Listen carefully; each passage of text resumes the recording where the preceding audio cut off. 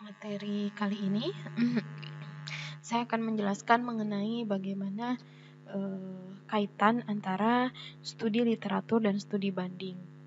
Nah, hasil dari studi literatur dan studi banding yang dielaborasi ini akan menjadi panduan atau acuan ketika kalian nanti merancang, ya. Karena di situ ada beberapa poin ya yang bisa menjadi acuan ketika kalian merancang, gitu ya. Nah, di sini dalam membuat studi literatur dan studi banding, kita akan bagi menjadi dua bagian. Ada bagian tapak, ya, dan nanti akan ada bagian bangunan. Nah, untuk tapak itu ada beberapa poin. Dari poin 1 sampai 22 ya, ini cukup banyak. Kalaupun nanti ada tambahan, silahkan boleh kalian tambahkan untuk standar-standar tertentu atau literatur-literatur lainnya gitu ya, boleh. Nah, yang nanti saya akan jelaskan di sini bagaimana keterkaitan antara literatur, studi banding, dan nanti menjadi bahan acuan kalian ketika merancang. Nah, yang pertama ada poin.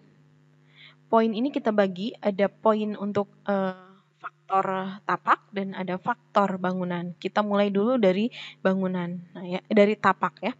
Nah, di sini ada tapak. Kita ulas dulu literatur mengenai tapak, mulai dari aturannya, mulai dari lokasinya, mulai dari aksesibilitasnya, entrance-nya, pintu keluarnya, utilitas, sampai dengan standar-standar tertentu yang mungkin tidak biasa gitu, namun ditemukan dalam literatur lainnya gitu ya, itu bisa dijadikan sebagai standar-standar tertentu. Nah, ini adalah ulasan poin yang akan kalian ulas ya, poin yang akan diulas di literatur dan di studi banding. Gitu ya. Nah, untuk setelah samping dari kolom poin itu ada kolom literatur. Di sini kalian wajib mencantumkan literaturnya beserta sumbernya ya.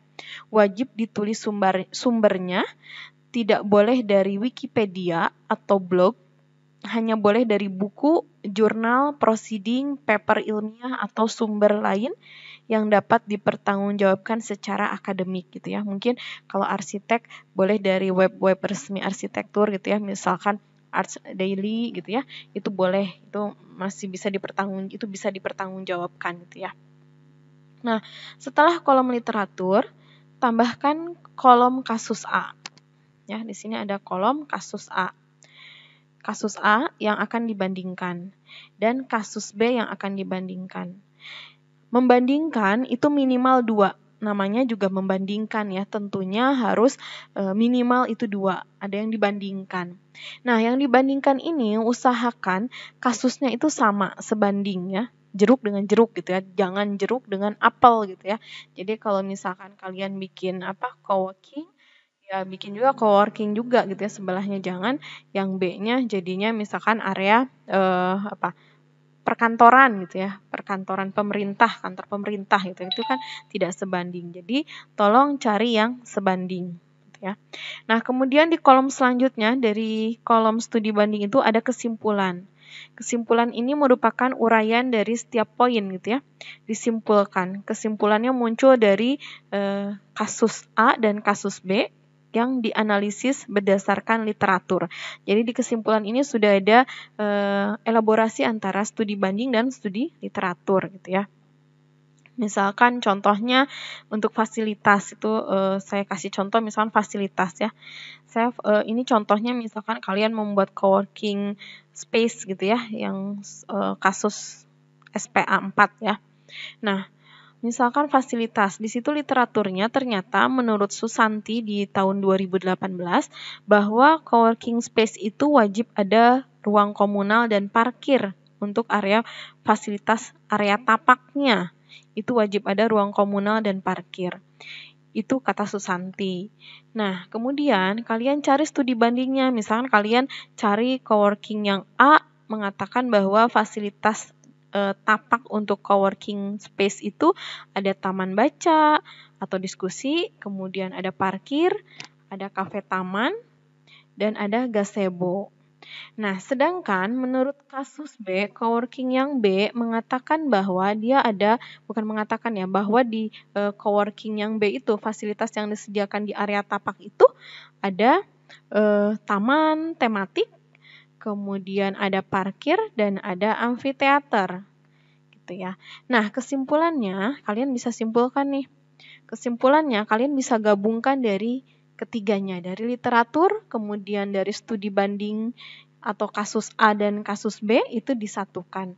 Jadi fasilitas coworking untuk tapak sebuah coworking itu harus ada ruang komunalnya seperti taman baca atau diskusi, amfiteater, kafe taman gitu ya.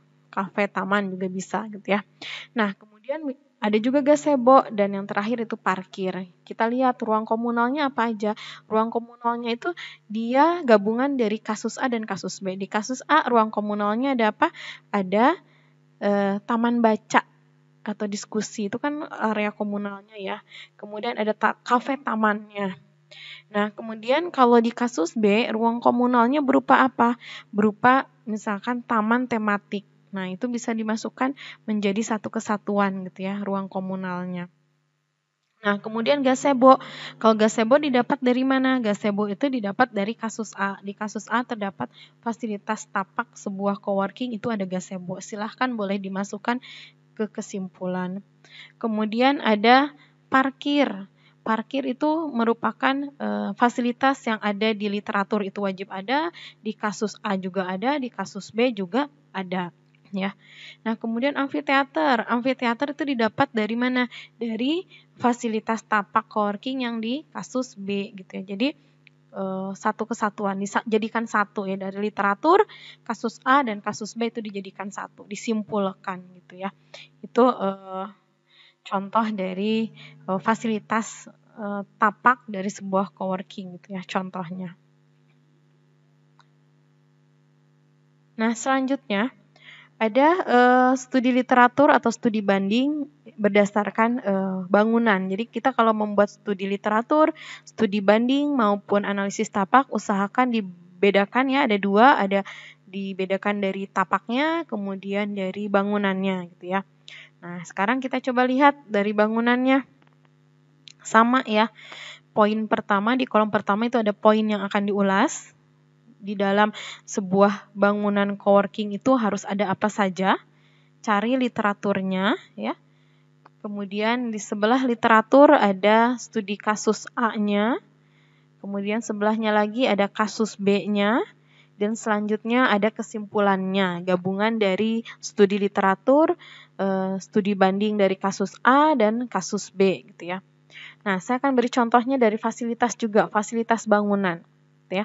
Misalkan dari fasilitas bangunan, dari literaturnya misalkan tadi menurut Susanti lagi ya, Susanti 2018, bahwa fasilitas bangunan sebuah coworking itu harus ada misalkan coworking space desk, terus communal table, terus lobby utama, ruang meeting, ruang kelas, ruang rekreasi, kantor sewa, ruang serbaguna, kafe, pantry, toilet, dan ruang utilitas. Itu menurut Susanti 2018. Nah, kemudian kalian coba cari dari studi banding kalian, kasus A-nya misalkan coworking yang A mengatakan bahwa fasilitas bangunan sebuah coworking itu harus ada, kalian jabarkan lagi.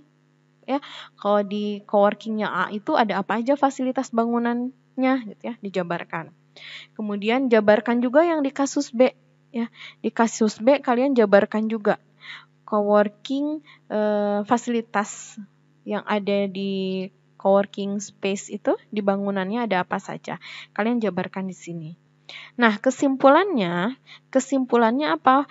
Fasilitas dari sebuah bangunan coworking space itu harus ada apa saja. Silahkan kalian gabungkan dari literatur, studi kasus A dan kasus B. Itu disatukan.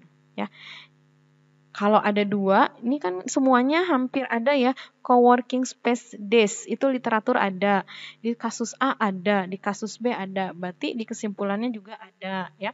Kemudian dedicated desk, itu ada dari coworking yang A gitu ya. hot desk itu ada dari yang B. Yang di A nggak ada, di literatur nggak ada, tapi di B ada. Silahkan dimasukkan di kesimpulan gitu ya. Jadi kesimpulan itu penggabungan dari literatur, kemudian dari kasus A, dan yang dari kasus B. Ini silahkan kalian simpulkan menjadi satu kesatuan. Nah, ini bisa dijadikan sebagai bahan panduan atau ya, panduan acuan ketika nanti kalian merancang. Jadi kalian tahu dalam sebuah bangunan coworking space, fasilitas yang harus ada di dalam sebuah bangunannya itu apa aja sih? Nah, itu nanti kalian bisa dijadikan acuan gitu ya. Kesimpulan ini gitu. Jadi kesimpulannya itu datang bukan dari keseluruhan dari poin 1 sampai 21 ya, tapi dari setiap poin. Itu tolong disimpulkan gitu ya. Gitu. Jadi tolong untuk membuat studi literatur dan studi banding bisa disatukan agar lebih mudah kalian nanti membacanya selama 1 semester ke depan. Bisa dijadikan sebagai acuan kalian ketika merancang gitu ya.